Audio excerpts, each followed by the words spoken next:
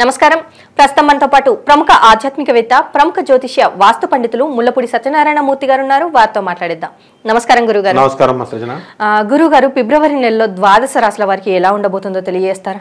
ఇప్పుడు మనకి ఈ 12 రాశుల్లో ఈ ఏలినాటి శని జరుగుతున్నవి మకర, కుంభ, మీన రాశులు. ఈ 3 రాశులు ఏలినాటి శని జరుగుతున్నాయి కాబట్టి ఎన్ని లాభాలు ఇచ్చినా సరే ఈ ప్రజల మైండ్లో ఇంజెక్ట్ అయిపోయినాయి.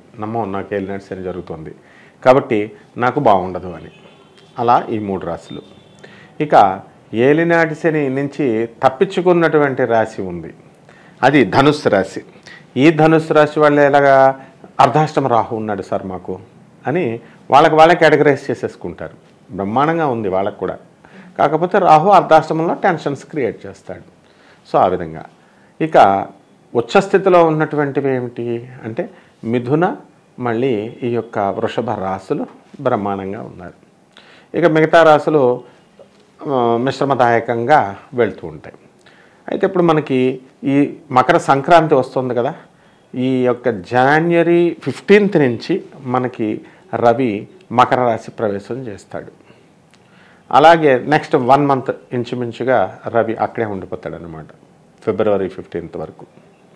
ఆ తర్వాత కుంభరాశిలోకి వెళ్తాడు. అలాగే ఈ యొక్క బుధుడు జనవరి 2 నుంచి డైరెక్ట్ అయ్యి వృశ్చిక రాశి నుంచి ఏం చేస్తాడు, జనవరి 7 కల్లా ఈ ధనుస్సు రాశి ప్రవేశం చేస్తాడు. ఇక శుక్రుడి యొక్క పరిస్థితి దగ్గరికి వచ్చేసరికి 12 ఫిబ్రవరి 2024 సంవత్సరంలో ధనుస్సు రాశి ప్రవేశం. ఇక మిగతాయి మనకు తెలిసినవే.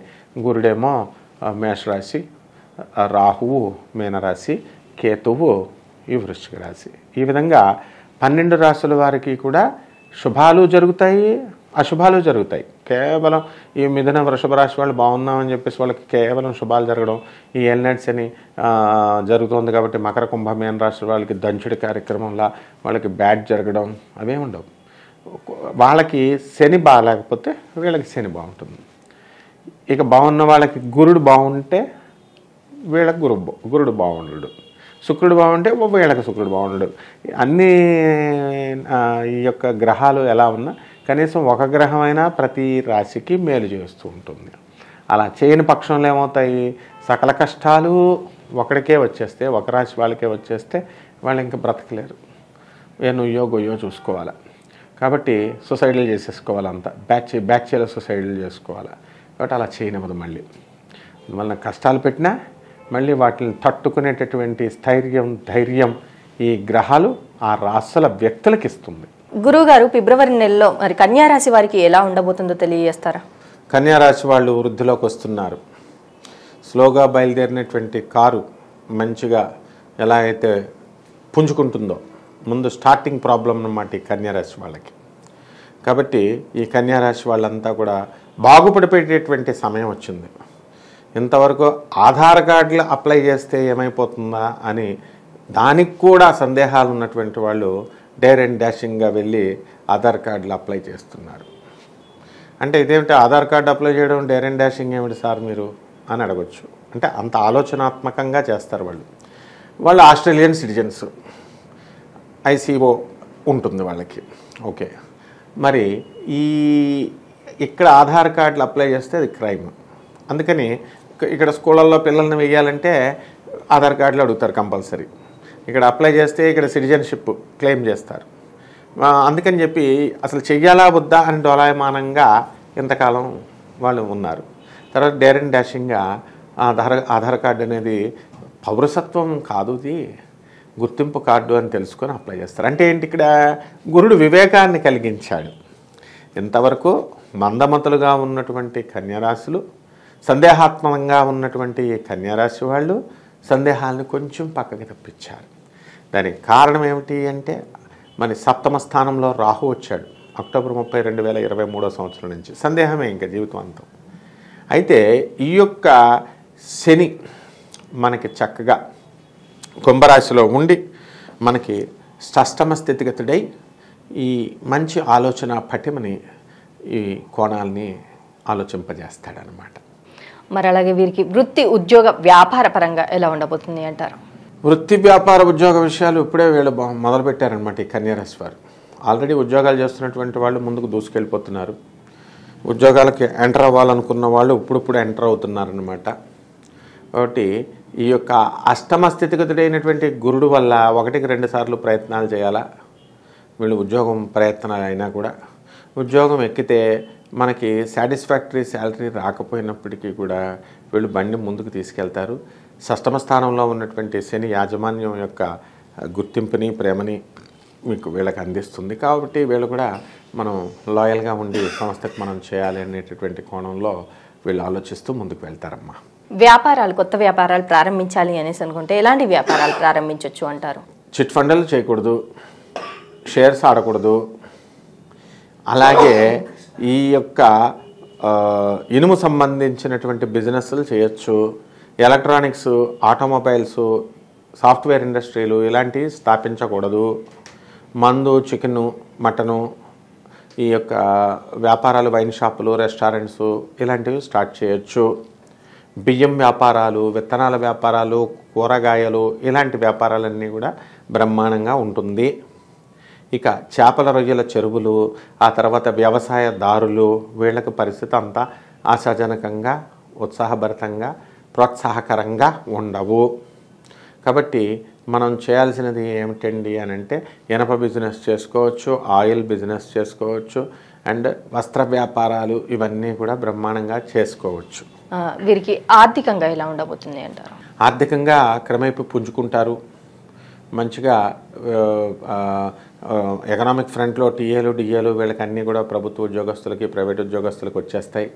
వీళ్ళు కోరుకున్న చోట్ల వీళ్ళకి ట్రాన్స్ఫర్ రావడం వల్ల చక్కగా ట్రాన్స్పోర్టేషన్ అది తగ్గిపోయి, గతంలో దానికోసమే ఎక్కువ ఖర్చు పెట్టేటటువంటి వాళ్ళు వీళ్ళు అవన్నీ కూడా తగ్గిపోయి కంట్రోల్ అయ్యి ఆర్థికంగా పుంజుకుంటారు ఈ ఫిబ్రవరి నెల 2024 సంవత్సరంలో. మరి వీరికి కుటుంబ పరంగా కావచ్చు, లేదంటే ఆరోగ్యపరంగా కావచ్చు, ఎలా ఉండబోతుంది అంటారు? కుటుంబ పరంగా వీళ్ళకి మనశ్శాంతిగా ఉంటుంది. కుటుంబంలో అందరూ కూడా వీళ్ళు చెప్పినట్టు వింటారు. వీళ్ళ యొక్క పాత్ర ప్రతి విషయంలోనూ కూడా వీళ్ళ యొక్క ముద్ర ఉంటుంది. బంధుమిత్రుల యొక్క ఫంక్షన్స్కి వీళ్ళు వెళతారు. వీళ్ళే మేదేసుకొని అన్నీ కూడా చేస్తారు, ఖర్చు పెడతారు, ప్రశంసలు పొందుతారు. ఈ విధంగా కుటుంబంలో చక్కటి ఆహ్లాదకరమైనటువంటి వాతావరణం ఈ యొక్క కన్యారాశి వారికి ఉంటుంది. వివాహ ప్రయత్నాలు చేసేవారు కావచ్చు, లేదంటే సంతానం కోసం ప్రయత్నించేవారు కావచ్చు, ఎలా ఉండబోతుంది అంటారు? వివాహ ప్రయత్నాలు చేసేటటువంటి వాళ్ళకి వివాహాలు అవుతాయి. కనీసం ఫిబ్రవరి నెలలో ముహూర్తాలు లేవండి అనేటటువంటి వాళ్ళకి కుదుర్చుకొని పెట్టుకుంటారు. ఇక సంతాన విషయాల దగ్గరికి వచ్చేసరికి ఎన్నో సంవత్సరాలుగా సంతానం కోసం ఎదురు చూస్తున్నటువంటి వాళ్ళకి ఇంకా కన్సీవ్ అయ్యారు అనేటటువంటి వార్త రాదు. కాబట్టి వాళ్ళ ఇంకా హాస్పిటళ్ళ చుట్టూ ఐవీఎఫ్ల కోసం వీటి కోసం తిరుగుతూ ఉంటారు. మరి విద్యార్థులకు కావచ్చు, ఇటు విదేశాలకు వెళ్ళాలి అనుకునే వారికి కావచ్చు, ఎలా ఉండబోతుంది అంటారు? విద్యార్థుల పరిస్థితి ప్రోత్సాహకరంగా ఉండదు. కాబట్టి వీళ్ళు ఎక్కువ కష్టపడి చదవాలి. ఆ తర్వాత విదేశాలకు వెళ్ళాలి అనుకునేటటువంటి వాళ్ళు ఎవరైతే ఉన్నారో లగ్నకేతువు, సప్తమ రాహువు అధిక ప్రయాసతో చేసిన తర్వాత మాత్రమే వీళ్ళకి వేసాలు ఇవి రావడం జరుగుతాయి. వెళ్ళకపోవడం అనేది ఉండదు, కానీ ఎక్కువ ట్రయల్స్ చేసుకోవాలా. ఎక్కువ కొన్ని ఇదివరకు అంత సులువుగా వీళ్ళు వెళ్ళలేక కొంచెం వెళ్ళాలా మానాలా అనే డోలాయమానంతో కొంతకాలం తీరా అక్కడికి వేసాలు వాటిని అప్లై చేసిన తర్వాత అవి వస్తాయా రావా అనే సందిగ్ధలో టెన్షన్తో ఉండడం, లాస్ట్లో కొంత టెన్షన్ అయిన తర్వాత ఒకటోసారో రెండోసారో రావడం, ఇదంతా కూడా అష్టమ గురుడి యొక్క ప్రభావం. కొంచెం ప్రతి పని కూడా లేట్ అవుతూ ఉంటుంది అన్నమాట. మరి అలాగే కోర్టు సమస్యలతో బాధపడేవారు ఉంటారు, బయటపడే అవకాశం ఉంది అంటారా?